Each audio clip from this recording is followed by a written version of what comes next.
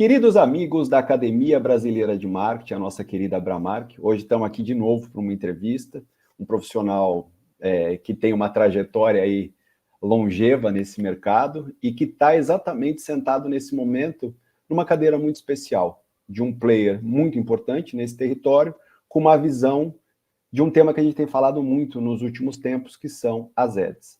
Então, hoje a gente tem o prazer, a alegria de receber aqui o Écio. Écio são 25 anos aí respirando mídia, há quase 4 anos aí na unidade de ads da Samsung. Então, se você puder já chegar aí se introduzindo e falando rapidamente dessa trajetória linda profissional, o pessoal aqui vai ficar muito feliz em conhecer. Legal. Bom, antes de mais nada, Fábio, obrigado pelo convite. É um prazer estar aqui falando com você. Já são de trajetória nesse mundo do marketing, da publicidade, já são 25 anos. E é até curioso porque, assim, vai ser difícil resumir aqui em poucos minutos, né? Que é muito tempo. Mas, assim, é curioso porque assim, eu não tenho formação, né? Não tinha formação acadêmica em marketing, publicidade, eu sou formado em economia, mas sempre tive muita curiosidade, sempre gostei muito desse universo, né? Do marketing, da publicidade, da comunicação, de modo geral, e acabei mergulhando nesse mundo e pela mídia digital, né? Então, de fato, comecei nesse universo no digital, que há 25 anos era muito pouco comentado e muito pouco procurado, tal. E lá atrás, em 98, na Itália, trabalhei 2 anos na Itália, comecei minha carreira lá, na verdade, no mundo de mídia digital. Depois vim para o Brasil, trabalhei em agências, na Thomson, na agência Clique, foi uma mega escola de mídia digital. E aí eu mudei de lado, fui trabalhar sempre nesse mundo de mídia digital, mas aí passei a vender mídia, né? Então, e trabalhei durante 5 anos no Yahoo, depois montei a área digital da área de mídias digitais da Globosat, né, da comercialização de mídia digital na Globosat, e depois passei uma temporada com uma startup, uma temporada até longa, 4 anos, uma startup francesa de mídia programática, já falando de dados, né, até que há 4 anos eu vim para a Samsung para montar essa divisão da Samsung Ads aqui na América Latina.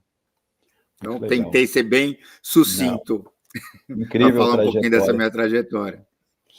E aproveitando essa trajetória, porque você pegou exatamente toda essa migração, né, que a gente teve essa digitalização do mercado, esse avanço da tecnologia, obviamente isso trouxe muito impacto no consumidor. Se mexe no consumidor, acaba mexendo na cadeia toda, né? E eu queria ouvir de você essa visão de quem já está há mais tempo e que está exatamente sentado numa cadeira hoje de algo que representa a inovação. Se você acha que fazer publicidade e marketing hoje ficou mais fácil ou mais difícil? Olha só,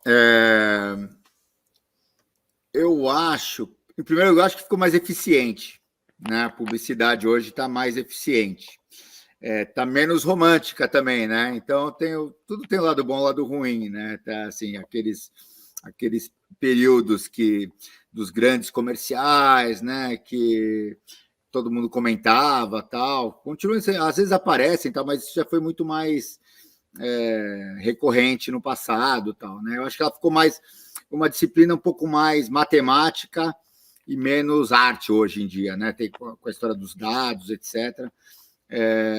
Então ela ficou, não diria nem que tem mais fácil nem mais difícil, mas ficou diferente, mais eficiente, né? Talvez um pouco mais difícil hoje, porque ao mesmo tempo que a gente tem uma série de ferramentas que permitem que a gente seja mais preciso na segmentação, seja mais eficiente, eu estava falando de eficiência, de mensuração, do ROI, etc. Tal. Tem um aspecto também que hoje o consumo está muito mais fragmentado, né?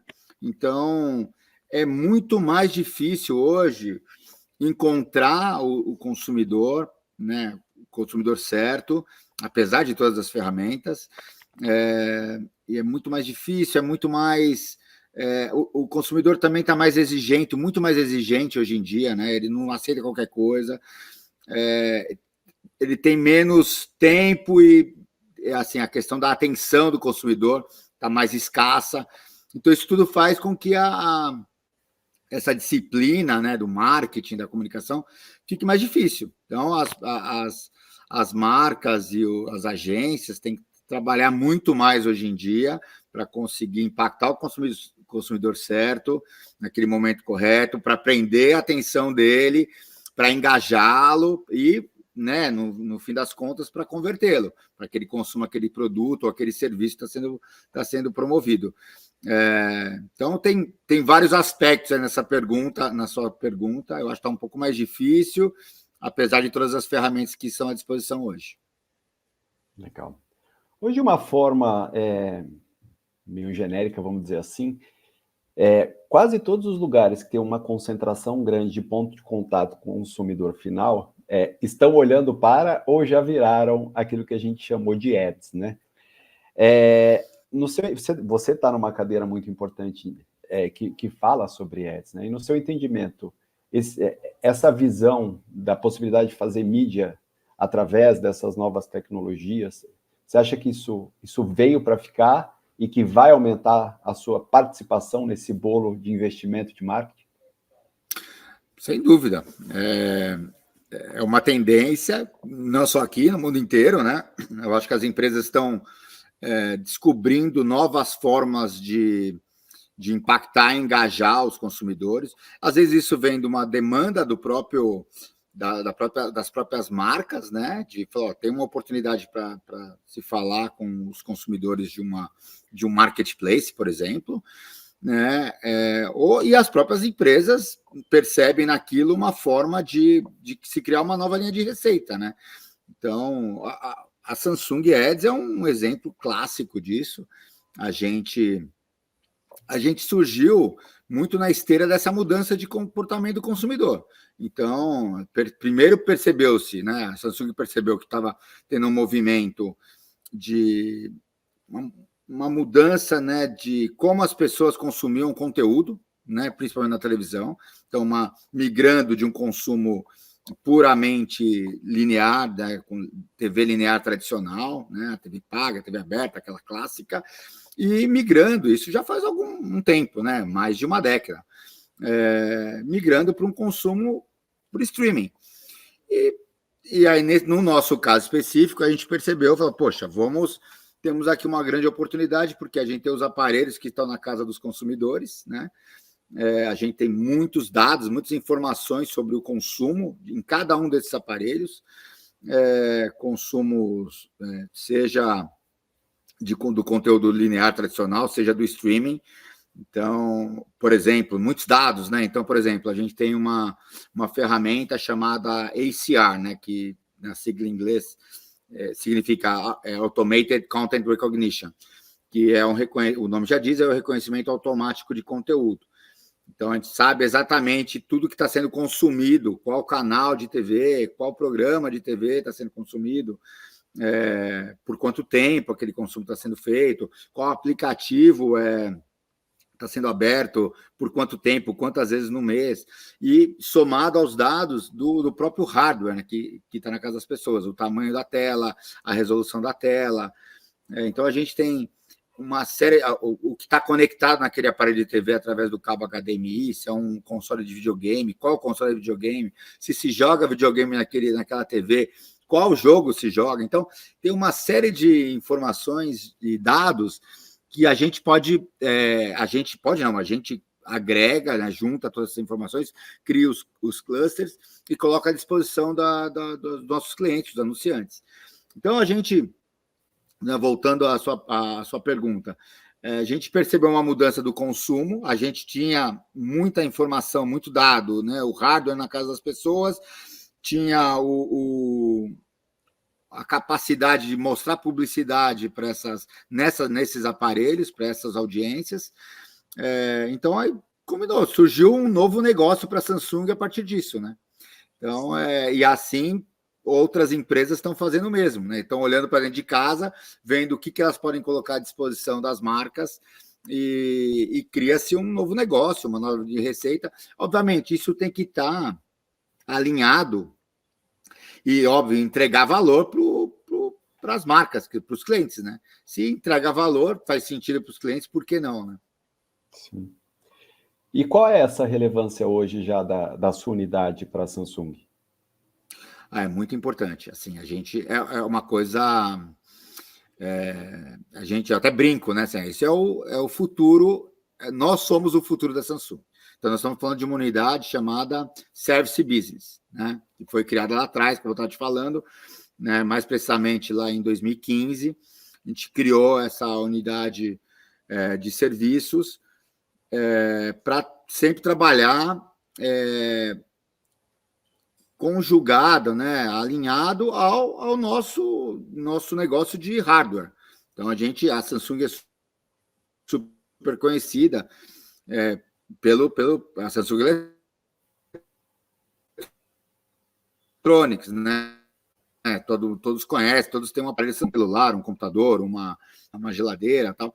Então, a gente se aproveitou dessa capilaridade enorme que nós temos, essa escala enorme principalmente aqui na América Latina, né, de presença na casa dos consumidores, e criou esse novo negócio. De fato, é o futuro da empresa. Ele vai ajudar esse outro negócio a se sustentar, né? A gente vai trazer mais margem, né, para um equipamento que já foi vendido, né? Então, as duas coisas caminham concomitantes, né? Elas vão crescendo juntas, uma ajuda a outra. Então, à medida que o time de Samsung Electronics tem muito sucesso, consegue vender mais equipamentos, está sempre inovando, trazendo mais hardware, colocando mais hardware na casa dos consumidores, a nossa unidade consegue gerar mais valor para os nossos clientes, os anunciantes, porque tem uma base maior, tem uma capacidade de alcançar mais gente, né, impactar mais consumidores.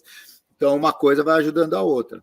E ela é muito importante porque como eu falei antes, é uma linha de receita adicional, que não existia e, de repente, passou a ser significativa e vai continuar crescendo.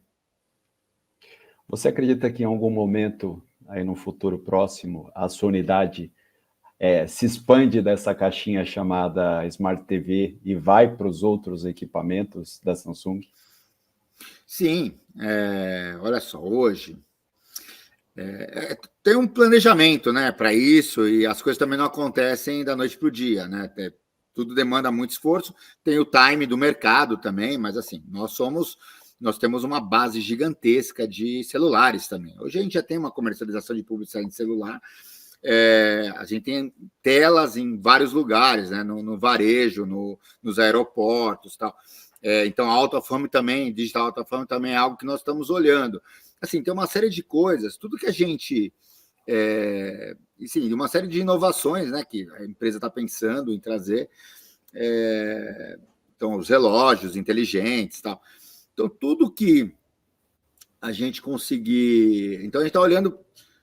O que a gente olha é o seguinte, onde tem uma tela e tiver um contato com o consumidor, existe uma oportunidade de negócio para a gente de publicidade, né? Porque realmente é mais uma oportunidade para que os nossos clientes, os anunciantes, as agências e tal, se conectem com os seus clientes, os consumidores deles.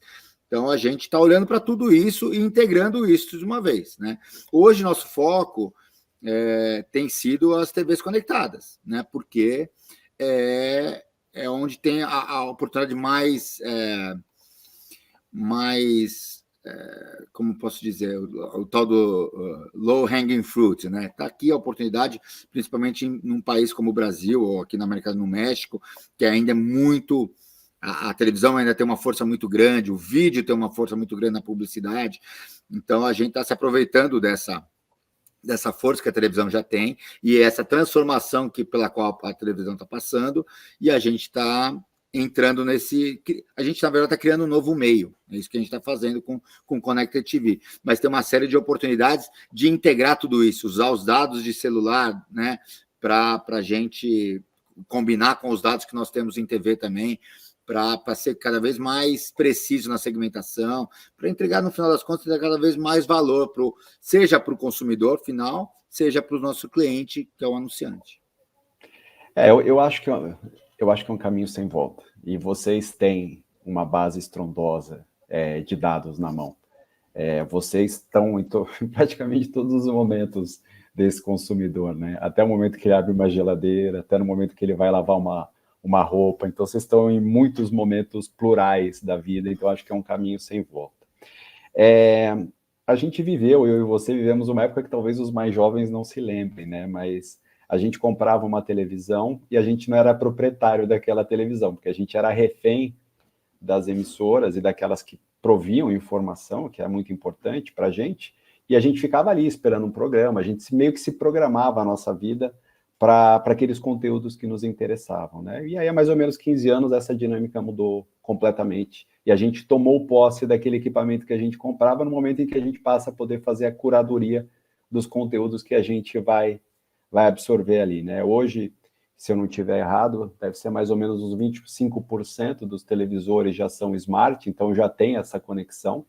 Imagino que uma parcela representativa deles seja da Samsung. E vocês acabaram de fazer um estudo junto com o TGI, junto com a Kantar, e que trouxe alguns insights muito relevantes. Eu queria que você falasse um pouquinho sobre esses insights que essa pesquisa trouxe. Olha só, esse estudo, de fato, a gente se esforçou muito para colocar, para trazer isso, porque um dos nossos papéis, assim, como pioneiro nesse mundo de publicidade em Connect TV, é trazer informações, prover o mercado com informações, estudos, dados, para que todo mundo tenha mais condições de tomar as decisões certas, né, para fazer esse meio crescer. Como eu falei, a gente está criando um novo meio, não existia. Então, se pensar, você falou aí um pouquinho da história da televisão, né? Eu também vivi tudo isso. Então, o que acontece? Do ponto de vista de publicidade, a TV, na minha opinião, assim, ela sempre tem ainda, tá? A TV linear tradicional, sempre teve um papel muito importante para criar marca, né? Quantas e quantas marcas nós não vimos sendo criadas com o meio TV. Então, era muito impactante. Então, assim, principalmente no mundo, né? Até voltando numa pergunta anterior que você fez, falando de se era mais fácil ou mais difícil, tá? Hoje o consumo é muito fragmentado. Antes não era. As pessoas sentavam na frente da TV e para ver 3, 4 canais de TV aberta e ponto. Era isso, né? Então, e nem por isso os profissionais de marketing, aí a qualidade dos profissionais de marketing do Brasil, o pessoal de publicidade brasileira é muito criativo, construíram marcas fantásticas, né? Geravam negócios e tal. Mas a TV, então, ela sempre teve esse protagonismo, né, na vida das pessoas, mas, assim, honestamente, deixava um pouco a desejar do ponto de vista de mensuração, né? Não existia isso. Quando surgiu o marketing digital, e aí eu estou falando aí, foi mais ou menos quando eu entrei nesse mundo da publicidade, no final da década de 90 e tal, a mídia digital trouxe uma série de ferramentas que não existiam na mídia, na televisão, né? Então, assim, ela era menos importante na hora de construir marca, mas era muito eficiente para performance, né? Então, sempre teve essa característica muito forte da mídia digital. E agora, 25 anos depois do surgimento da mídia digital, a mídia digital cresceu demais, hoje é o principal meio para publicidade e tal. Aqui a gente está criando um outro meio que é essa junção dessas duas coisas, né? Então, a publicidade sendo exibida na televisão, com toda a força que uma publicidade numa tela grande tem, som, imagem, tal, de emocionar, essa capacidade de construir, de emocionar, de construir marca, com as métricas, as ferramentas de mensuração, de segmentação, de capacidade de trocar as peças rapidamente, tá? De ser, como eu estava falando, eficiente, né? Olhando o ROI, que a mídia digital trouxe para esse universo. Então, a gente está juntando as duas coisas agora, né? Num único meio, que é a CTV. Então, a gente tem essa vantagem hoje em dia E aí, por que a gente fez esse estudo, então? Porque, assim, eu vi isso acontecer quando surgiu a mídia digital. Assim, há uma audiência que migrou para, né, saiu, deixava de consumir muito a mídia impressa, foi consumir a mídia nos meios digitais, mas por um bom tempo ainda a publicidade na mídia impressa continuou sendo grande, ainda muitos investimentos sendo feitos, apesar do tempo e da audiência já terem migrado, né, a audiência já ter migrado para o mídia digital. E agora o que a gente está vendo acontecer de uns anos para cá é a mesma coisa, só que agora no meio TV. Então, a gente percebeu uma mudança drástica no consumo de conteúdo, né? As pessoas consumindo muito mais streaming, né? Ou seja, ele pago, gratuito, mas consumindo muito mais streaming. Né? Hoje, por exemplo, a gente sabe das nossas TVs que 1/3 dessa base da Samsung, que nós estamos falando de 18 milhões de aparelhos de TV no Brasil só, tá? É bastante coisa, não é pouca coisa. Se você multiplicar aí por 4 pessoas, nós estamos falando aí de aproximadamente 80 milhões de pessoas, né, de potenciais consumidores. Então, 1/3 dessa audiência já não consome nenhum minuto sequer de TV linear tradicional, né? TV paga, TV aberta, mais, zero. Outros 22% consome menos, o que a gente chama de light linear, né? Isso consome menos de 1 hora por dia de conteúdo linear tradicional. Ou seja, mais de 50% da base praticamente não consome TV linear tradicional. A gente chama essas pessoas dos inalcançáveis, tá? Então, e a gente soltou esse estudo justamente para mostrar isso e falar assim que agora é um momento importante, né, já para que as marcas façam melhor uso das suas verbas, elas precisam rebalancear a proporção de investimento que é feita dentro do meio televisão, já que houve uma mudança de hábito de consumo, de tempo de consumo, né? Então, para que esse estudo mostra isso, a gente chama de regra dos 30, para que haja uma utilização ótima daquele investimento. Em média, 30% da verba destinada à televisão tem que ser investida em ambientes que a gente chama com publicidade, né? De festival, video on demand, né? AVOD. E os outros 70%, na média, na TV tradicional. E aí você vai ter um equilíbrio aí entre cobertura e frequência. Então, ninguém vai ficar de fora e ninguém vai ser muito impactado com essa nova proporção de investimento no meio TV. Dados assim que eu desconhecia. Achei muito impactantes, assim, já pela penetração. De fato, são muito impactantes. E aí vai para a minha última pergunta para você. Até pela penetração muito importante que já tem, Samsung Ads é para todo tipo de anunciante ou ainda não é? Sobre o aspecto financeiro falando.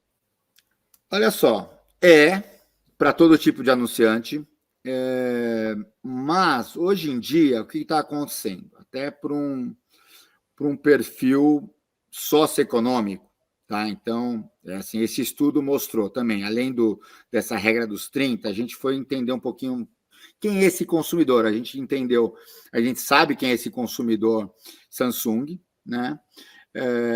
Que consome o aparelho Samsung, né? Tem streaming. E a gente foi ver como que é o hábito usando os dados do TDI, a gente foi ver como que é o hábito de consumo, né, de produtos e serviços de quem consome streaming também. Então, a gente fez esse cruzamento. E o que a gente percebeu? Que, assim, o público que consome streaming é um público ainda mais AB, né? E então ele tem um poder aquisitivo maior, o que, por um lado, para quem anuncia é fantástico, porque são pessoas com poder aquisitivo maior, têm uma capacidade de consumo maior, né? Então, para as marcas, isso é importante.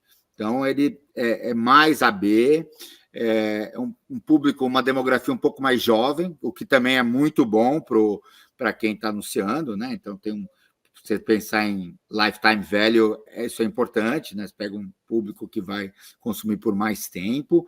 Então, mas ele...